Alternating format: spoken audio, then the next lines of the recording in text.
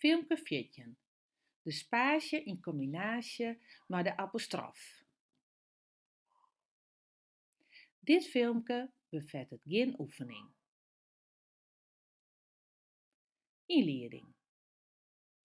De apostrof is een leersteken om aan te sjutten dat bij het uitspreken één of meer letters voortlitten worden. Uitlis en voorbeelden. Als de apostrof midden in een wurd stiet, komt er net een spaasje voor de apostrof. Voorbeelden: dit, san, bed, dad en hoed. Wurdt maar de apostrof het begin van een wurd voortlitten, dan moet er wel een spaasje voor de apostrof zet worden.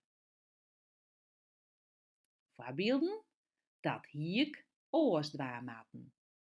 Hij zit op een stoel. Ze had te dienen. Denk erom. Wij wenje oan het wetter en oan het moarn.